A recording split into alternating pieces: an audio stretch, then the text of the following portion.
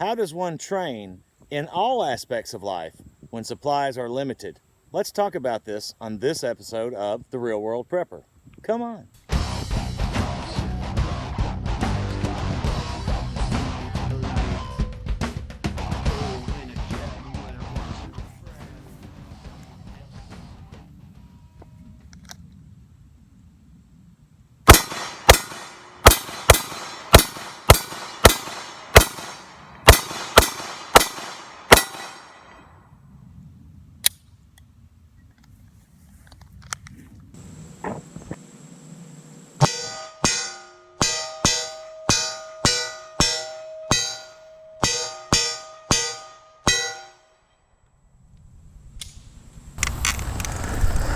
Hello everybody, welcome to The Real World Prepper. Oh, I can hear. Let's talk just a minute, just briefly about training, but specifically training while supplies are limited or not available at all. Now, of course, what you just saw was me practicing a little bit. Got my metal target there that I had freshly painted with new pock marks on it. And of course, a lot of the common, many of you know, a lot of the common rounds, 9mm, 223, 5.56, even 45s, 270, 308, things like that. Even some variations of shotgun shells have been much harder to find. When you can find them, in my experience, they have been overpriced, being gouged. And, you know, so that presents a problem on a multitude of levels. Now, one, let's say everything was everything. Life's going on normal, just like it always has for most of your life. Normal as normal has been, right? Prior to this year. Well, you know, if you can't find the stuff, it's tough to train with it. And it's tough to keep some put away, you know, as preparations, as it were, as part of your stock, and train when you can't find anymore, or it's difficult to get, and that kind of thing. There are some oddball calibers, as I've mentioned before, that can be had, because frankly, I say oddball because not many people have them, some of these things. And one example is my Remington 700 chambered in 260. I can find that stuff pretty regularly, but it's not a very common round, at least in my experience. So how do we train and conserve what we have? You know, money's also an issue for a lot of people, myself included. I can't just buy boxes and boxes upon gobs of ammunition at my leisure on a whim, you know. So it's tough. So what I do is, when we do train, and we've been doing more training here lately than really we have, you know, in the last few years. And I'll just say that's just because I feel like that's something I should do. Getting more proficient with my firearms and more accurate. And so instead of the days, what we used to do, me and some friends, we'd get together and we'd set up a bunch of targets and we'd load up Tannerite and we'd just blast to have fun. Yeah, we'd target shot and we made things count and all that, but we did have a lot of fun too. Now, I have fun shooting, period. But rather than shooting for the sake of shooting, I shoot to hit my target now. I shoot to practice various, you know, scenarios, various positions, various distances, things of that nature, so that I can become accurate and proficient with my tool. And preparations and training specifically, it extends far beyond firearms training, which I recommend. As I've said before, everyone needs to be carrying. You don't know when, these days especially, when you're going to be somewhere and somebody decides for whatever reason they don't like you and they want to knock you in the head with a brick or worse. And so we need to be prepared for these things.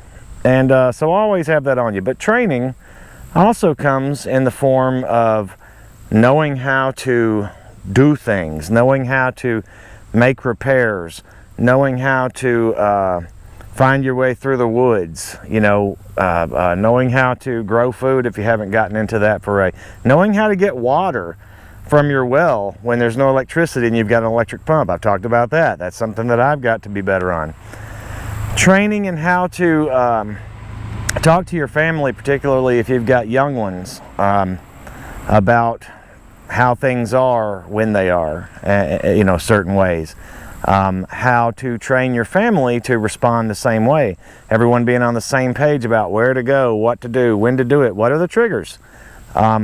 Mental training and acuity to get yourself steadied and ready for things as they come, whatever they might be, that might typically throw you or the average person off.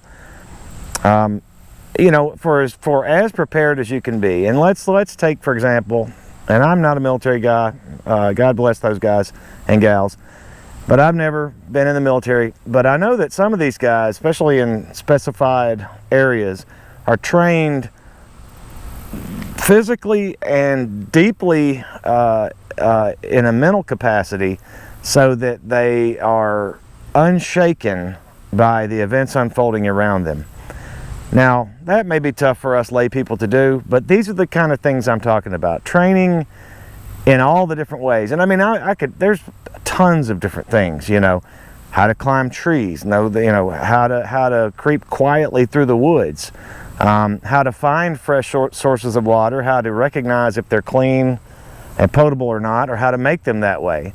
Again, like I say, repairs, roof, plumbing, auto, etc. Training in how to store fuels, how to store foods, how to prepare foods without electricity. This all requires practice and training. So training extends far beyond. And right now, especially while we seem to be in a period that we at least have experienced some shortages in many of these things I've just mentioned. Again, you know, food, ammunition, supplies of various kinds and all that. Medical training is another big one. Medical training, that's another one that I need to work on more so. But aside from all, you know, well, let me go back. What we have experienced in the earlier months of this year, 2020, with shortages of some of these things, some of which are sustained even to now, some of which have come back. You know, you can typically find some toilet paper now and canned goods and things of that nature. Just know that that's going to come up again, and I believe in a much more critical way, meaning you will go to the store one day, if you're allowed to go to the store when these days come, and there won't be these things, and they won't be back on the shelves as quickly, if at all, and the prices are going to be gouged through the roof. So, you know, so you've got to, first of all, you got to plan and prep. You've got to stack all this stuff now while you can, as much as you can. But you've got to learn to be frugal and train yourself to be frugal, to be prudent with what you do with these things, how you use these things, to not be wasteful with food items, with paper items, with scraps left over from a construction job, again with, you know, ammunition, which of course there's none in there. This is clear, by the way. So these are some of the ways that we need to train. So not just how to put your